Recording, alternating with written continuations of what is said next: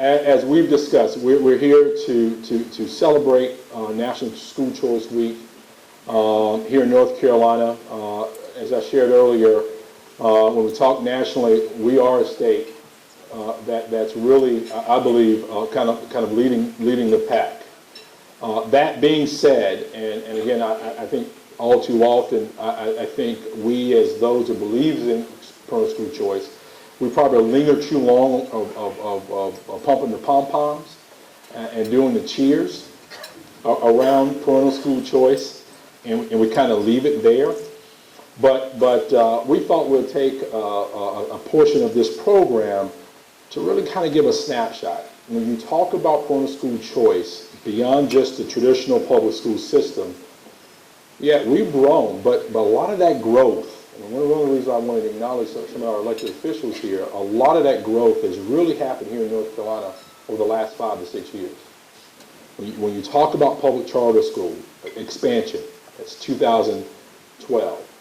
Since 2012, we've had 70%, over 70% growth in public charter schools in the state of North Carolina.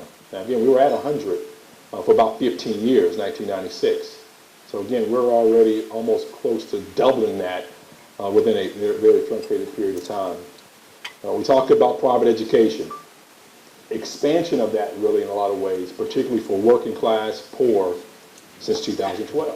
With our very first special needs program, Opportunity Scholarship Program came on after that. Virtual public charter school, and that's actually within the last couple of years.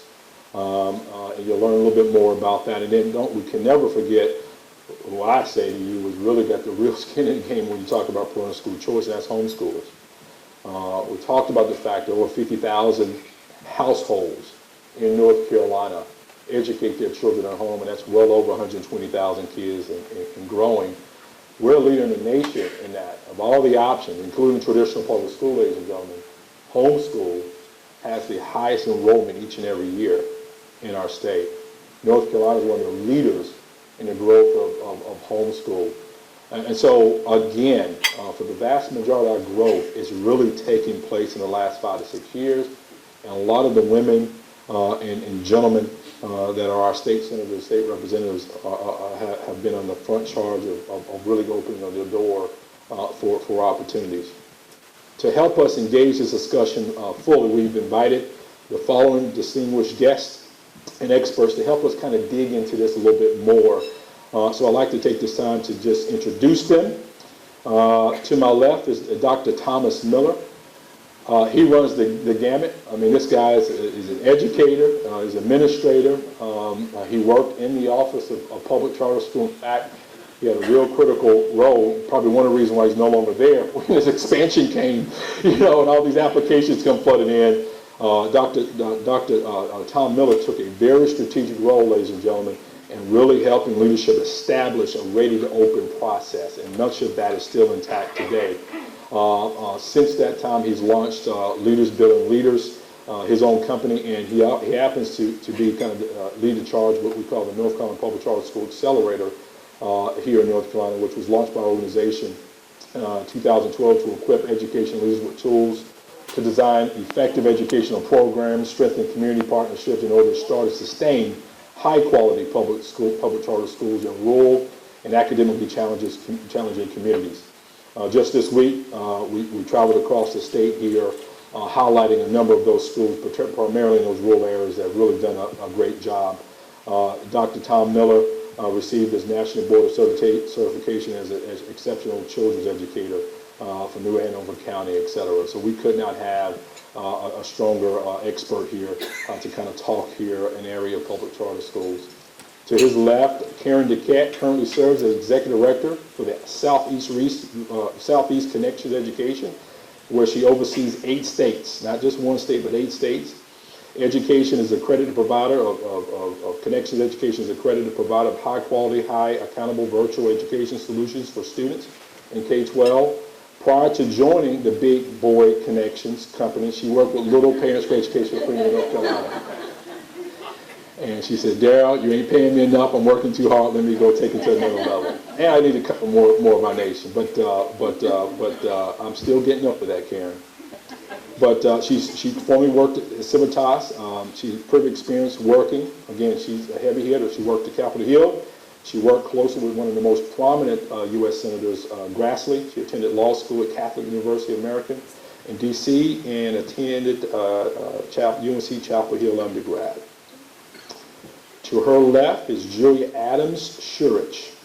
She's CEO Director of Government Relations for a newly formed lobbying company, Oak City Government Relations.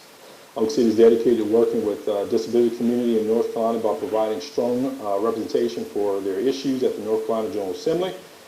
Ms. Adams, and that's what I like to call her, is ranked as one of the most influential lobbyists in North Carolina by nonpartisan North Carolina Center for Public Policy Research. I can go on and on, but let me just tell you, when it comes to special needs and disability in the state of North Carolina, to me, it's Julia Adams and her close network here. Jennifer Mahan is here, and then kind of everybody else. A real go-to, very passionate, has a very strong personal story. So she really believes personally what she professes professionally. And so when it comes to really insights in this area here in that community, we're so happy to have you here, Julia. And last but not least, Allison Gunther. She is Parents for Educational Freedom and North Carolina State Outreach Director. In that capacity, she directs strategic outreach to schools, parents to ensure that they are familiar with various school choice options, educating them how to navigate participation in state programs, and ensuring that their voices are heard in the public for our decision makers.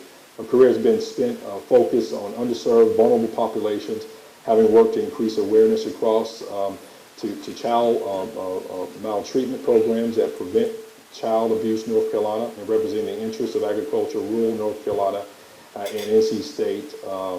She's a proud, very proud NC State Wolfpack. Don't let the good looks fool you. She is a competitor, and boy, she was literally walking on air. About 3 nights ago, when NC State broke that curse of 22 years and beating Duke there. So we're very happy. We all join me in welcoming our panelists.